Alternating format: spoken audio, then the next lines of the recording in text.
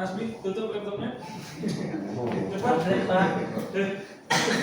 Oke, assalamualaikum warahmatullahi wabarakatuh. Waalaikumsalam warahmatullahi wabarakatuh. Oke, sebelum kita mulai pembelajaran kita pada pagi hari ini, mari kita berdoa kepada Allah Subhanahu wa taala agar pembelajaran kita ini diberkahi oleh Allah Subhanahu wa taala. Amin. Hasbi dipimpin ketua kelas. Marilah kita awali pembelajaran ini dengan bersama-sama membaca basmalah. Bismillahirrahmanirrahim. Oke, kita absen terlebih dahulu ya, anak-anak. Hasbi. Hadir.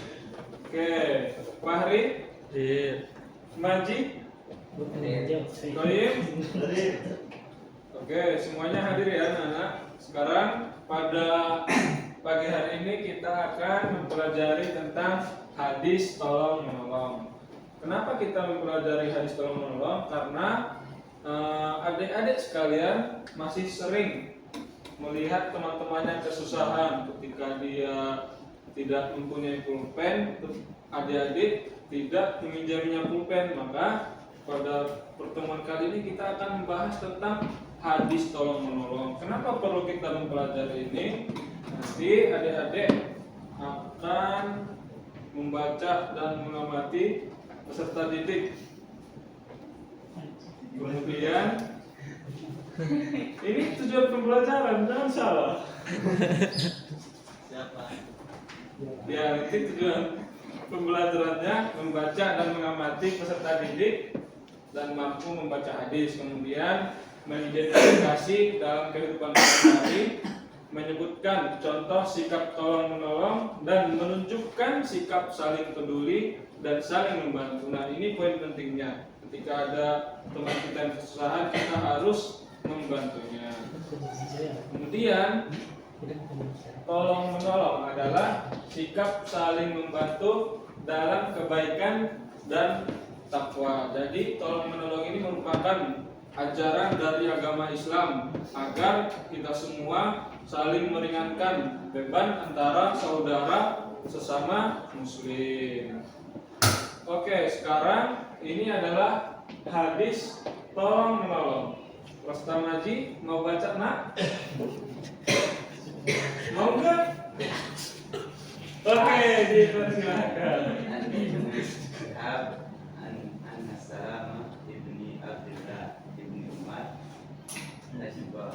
Akhbarahu anna Abdullah ibn Umar akhbarahu anna Rasulullah sallallahu alaihi wasallam qala al-muslimu ahabbul muslimi la yuzlimu la yuzlimu wa la yuzlimu man kana fi hajati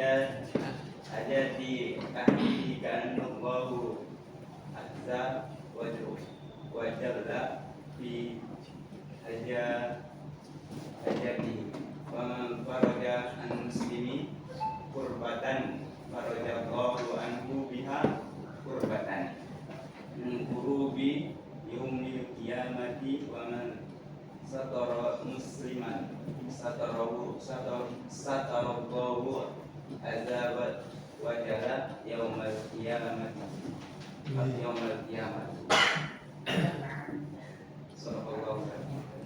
Oke, terima kasih Mas Maji. Bacanya udah keren banget tuh, tapi dikerjain lagi.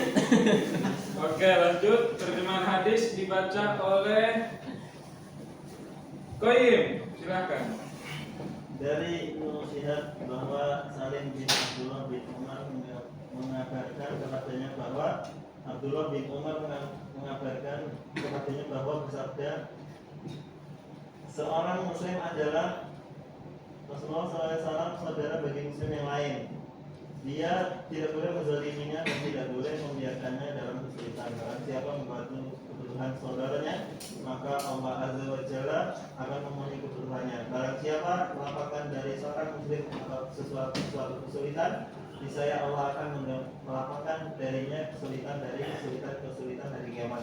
Dan barang siapa menutupi aib seorang muslim, niscaya Allah Azza wa Jalla akan membuktinya aibnya pada hari kiamat. Hadis riwayat Bukhari. Oke, terima kasih Qoyim, bahwa apa kata Rasulullah di sini mengatakan bahwa bagi saudara muslim itu adalah saudara bagi muslim yang lainnya. Maka sesama muslim kita tidak boleh saling menzalimi atau saling berantem. Jadi anak-anak tidak boleh saling berantem dan tidak boleh membiarkan salah satu teman kita berada dalam kesulitan. Maka kita sebagai teman ataupun saudara, kita wajib membantunya ketika dalam kesulitan. Misalkan mungkin dia tidak punya pulpen, misal butuh bantuan untuk mengangkat buku, mungkin kita harus saling membantu. Maka apa aja isi kandungan hadis ini? Wildan, silahkan dibaca. Isinya adalah persaudaraan sesama muslim, ada juga larangan berbuat zalim dan tidak membiarkan saudara kita kesulitan. Keutamaan menolong sesama halnya besar karena meringankan beban orang lain dan juga anjuran menutup aib sesama muslim. Ya, jadi poin penting yang kita pelajari ini adalah bahwa kita itu sesama muslim itu bersaudara, kemudian larangan berbuat zalim, tidak membiarkan saudara yang lainnya kesulitan. Nah, adapun bentuk tolong menolong dalam kelas ini adalah saling membantu teman, kemudian misal kita boleh bersedekah, kemudian kerjasama. Nah, sekarang Bapak minta silahkan cari contoh kecil dalam tolong menolong. Oke, silahkan dicari bentuk tolong menolong menurut adik-adik sekalian.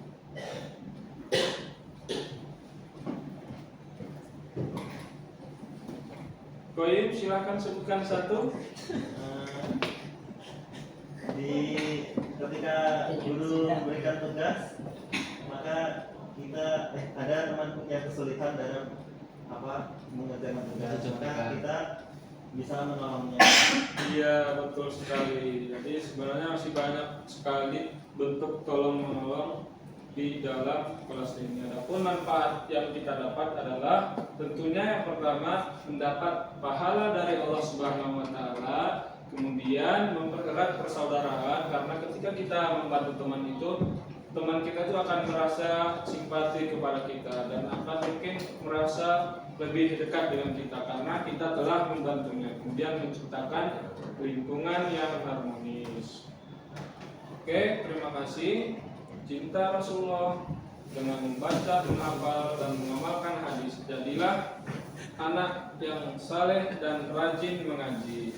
Oke, cukup sekian. Anak-anak masih semangat? Semangat. Ya, oke. Terima kasih. Minggu depan jangan lupa kita bertemu kembali. Kita akan belajar tentang hadis mencintai Rasulullah Shallallahu Alaihi Wasallam. Oke, mari kita tutup pertemuan ini dengan mengucapkan hamdalah. Alhamdulillahirabbil alamin. Selamat melaksanakan tugas selanjutnya. Assalamualaikum warahmatullahi wabarakatuh. Wah. Waalaikumsalam warahmatullahi wabarakatuh.